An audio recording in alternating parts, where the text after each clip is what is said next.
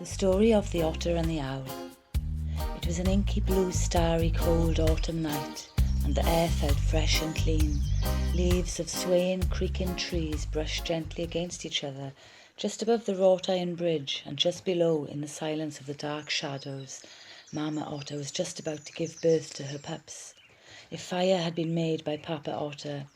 There was a pot of warm water at 𝗂𝗁, and everything was as calm as can possibly be, apart from the fact that Mama Otter was in pain. It had been 5 days now. There was no sign of Baby Otter. When Baby Otter was ready, the creatures were in for a surprise. Finally, Dada Otter heard Mama Otter squeal, so he held her paw tightly whilst bathing her head with a piece of cloth he had found tied to a bramble bush way down river past the oldest oak tree. Some of the creatures were lurking and hiding in the trees and bushes, waiting in anticipation for the day they would meet the baby otter. There were already 2 older brother otters, but they were sleeping soundly at Granny Otter's home just a mile down the way, where the tall weeping willow stood, sweeping the embankments overhanging the most shallow part of the river, far away from the oldest oak tree, as that was where the people are found. It was safe to play outside Granny Otter's home. A tawny owl hooted while fox cubs yelped in chorus with Mama Otter. Finally, Bright Eyes was here. The silver crescent moon reflected from the deep black whirlpools of Baby Otter's eyes. They shone back at a happy but wary Mama Otter as she and her baby gazed at each other in awe. Simultaneously, at the top of a tall tree, the nest was warm despite being so far up in the sky. 1 egg ready to crack open and welcome new life. 2 tawny owls waiting patiently in anticipation for the birth of their first owlet. It was a very exciting time for the feathery pair of lovebirds. It had been their dream to live in a tall tree and make a snug nest for their family. Their long-awaited dream was just about to come true. There was movement coming from underneath Mother Owl. Father Owl stood close enough to comfort her, but kept a careful eye out for potential poachers, like magpies, for instance. The magpies were ruthless. If they were hungry, they wouldn't think twice as to try and steal birds' eggs. If a magpie observed the owls for long enough, they would soon understand that at a certain point every day, the owls will leave the egg unattended in order to go and hunt for food. This was a risk, but because they were wise owls, they trusted in the universe and also discreetly watched the magpies observing them so that they would be extra vigilant in case of a family emergency. The magpies were so very clever that they knew the owls could see everything, so they had better not try to make any smart moves. Luckily for owls, they had lots of friends. They were the animals' gurus, and many of the other creatures liked to seek counsel from tawny owls especially. The owls are the spiritual teachers of the animal kingdom, and if there were any questions or problems needing answering, the owls would be the first to be sought after. Sometimes there would be a long queue of creatures around the trunk of the tree at dusk. A fox cub with paws stretched up against the rough brown bark, looking up in wonder, impatiently awaiting for an owl to awake. A fidgety squirrel sitting on a branch close by, who was so excited he just couldn't keep still. A sleepy mouse so small and quiet, he thought the owls would never listen to his troubles. So instead of being brave, he went unnoticed. This was indeed a good thing, because I wouldn't like to think of what a hungry, angry owl could do. Could you? Luckily, there were no angry owls living here at Iron Bridge. What a relief for Mouse and all his little furry friends. If only Mouse could just trust in the universe and not be so frightened all the time. It was hard for Mouse to see the bigger picture in life because he was always hyper-focused on the activity at 𝗂𝗁. The activities would differ, but they mainly consisted of sniffing, scurrying, tunnelling, nibbling, eating, and worrying. It was no use telling them to stop for 1 minute to look up and admire the view, because they were always on a mission to get where they needed to be, even if they didn't know where they wanted to be. Did they even need to be there? Where is there anyway? What is wrong with being here? The butterflies would gently flutter by and whisper in the trumpet ears of mice. Be still, slow down. You are here, you are now. The butterflies are very relaxed, elegant and free. After years of criticizing herself and comparing herself to others, Bright Eyes finally knew that she needed to be alone, because she didn't know if her thoughts were even her own anymore, as she was surrounded by other sensitive creatures and often picked up thoughts from them. and it got very confusing, so she swam to silence her mind, so that she could be wise like Owl. The other creatures thought she was strange, but the truth was that she just wanted to be creative all the time because she found it hard to express herself if other creatures were watching her. In the past, creatures had bullied and laughed at her, so she stopped creating beautiful things and tried hard to make them happy instead. Soon she learnt that only you can make you happy, nobody else. As she grew older, she decided to do what she loved, despite what anyone else said. Time alone was the medicine she needed. It's what everyone needs. Great insights come to those who enjoy being alone. It was Bright Eyes' time now. Enough wasting energy on creatures who would benefit more if she left them alone. Bright Eyes felt more and more comfortable alone with nature as her companion. She loves to breathe in the fresh air and feel the gentle rain fall upon her face. One day when she was playing, she found a strange thing upon the ground. The material was metal and made a noise like a drum when she tapped it with her claw. A careless human had been spray painting graffiti on the big old rocks with blue paint and had left the almost empty can on the ground. Now, if you don't already know, otters are very curious and would never attack anything or anyone unless they felt threatened. They are also great protectors of their family and friends. Little did she know that her curiosity would end up turning her hide blue. Bright Eyes picked up the dented, rusty spray can and sniffed it in confusion, shook it, then with a paw on each side, squeezed it. Suddenly, out of the blue, a shocking thing occurred. The toxic blue spray filled the air around her, as well as leaving a horrible taste in her mouth. It was an exhausting start to her journey, but she thought of the salmons who never gave up, which inspired her to keep going. Signs along the way made her believe in magic again.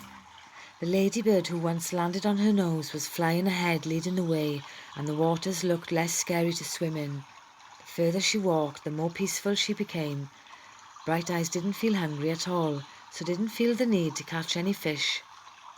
Bright Eyes swam for days and slept somewhere different every night. It was just what she needed to do to start feeling like she belonged somewhere, even if that somewhere was always somewhere different. The longer she was away, the stronger she felt. Slowly but surely she had forgotten where she was heading, as it was no longer important. The beauty of being in the moment was such a gift. Owl had stayed awake every night for 3/4 of an hour every day to make sure Bright Eyes was safe. This went on for a whole year, and Owl was exhausted. Owl forgot about the buskers in the town because she was fascinated and intrigued by Bright Eyes' journey. The less sleep she had, the less wise she became. Meanwhile, Bright Eyes was waking up and felt a whole lot better. Thank goodness. Now Bright Eyes is learning to laugh at herself, be totally comfortable in her own skin and be like the water, flowing through life, not resisting it. Owl needed to learn how to be more like the air and not live in fear, but this was none of Bright Eyes' business until one morning she woke up on her back, looked straight up directly towards the canopy of the weeping willow tree, and as she opened her eyes, Owl was closing hers, while struggling to keep a grip on a branch with her strong, sharp talons. Bright Eyes giggled as she thought this was an amusing sight. But Bright Eyes was also very caring and wanted to help, so she whistled up to Owl to warn her of the danger of falling asleep while standing up. But it was no good. Owl had already drifted off into the dream state whilst clutching the branches of the deeply rooted golden willow tree. To Bright Eyes' surprise, Owl did not fall. The curiosity became strong, so Bright Eyes decided to climb up the tree and take a closer look of how Owl was managing to sleep standing up. It was a very clever trick, Bright Eyes thought, so she sank her claws into the bark and tried to climb up. It was quite easy, and she managed to get a little closer without looking down.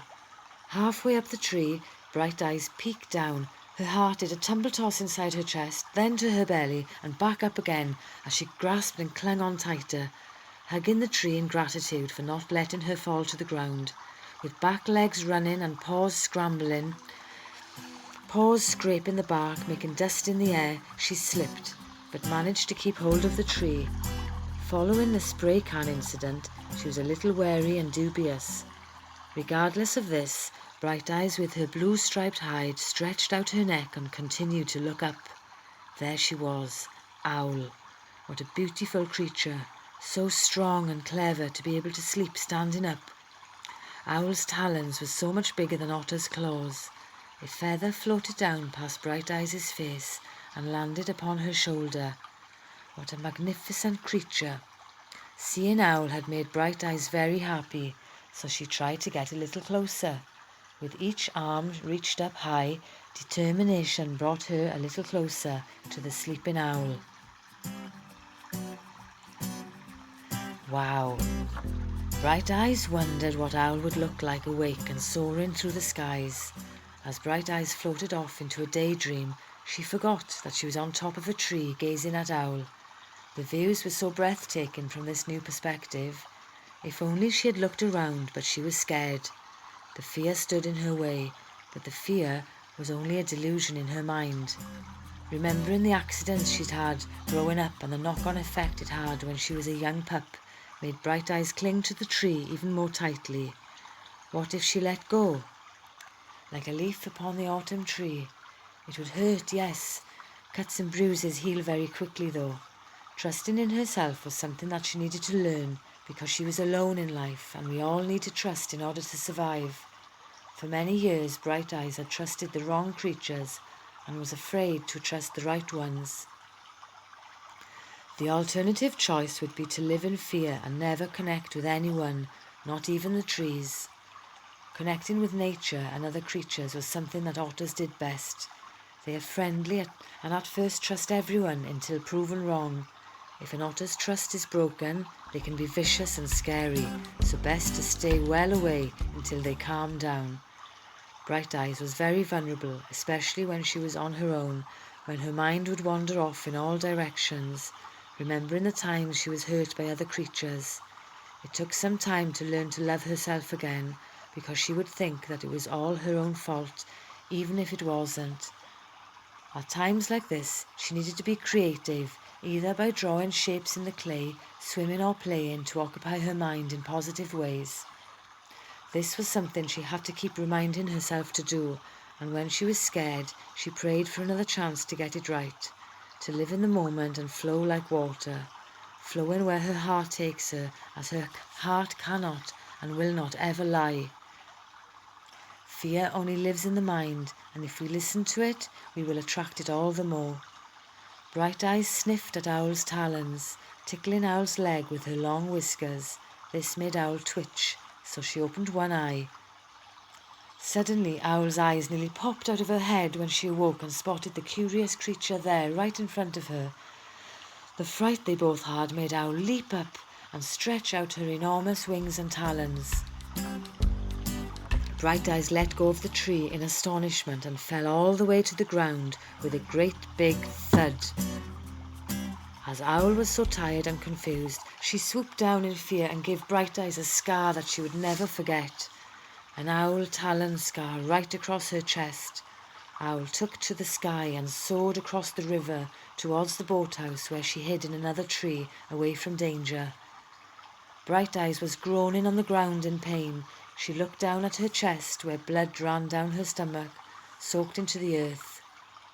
Bright Eyes was so lucky to have survived the fall, and she lay on the ground licking her wounds whilst her heart was beating like a drum and also breaking because she had underestimated Owl's great strength.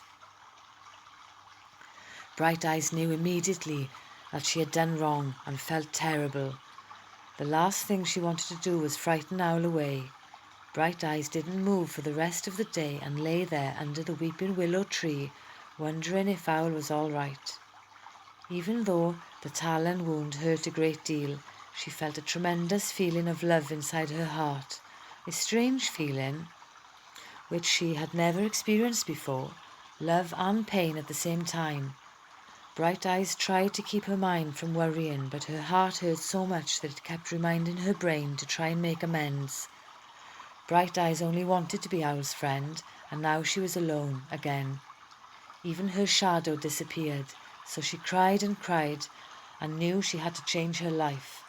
The scar across her chest was the reminder she needed to get strong and to not try to make the same mistake again.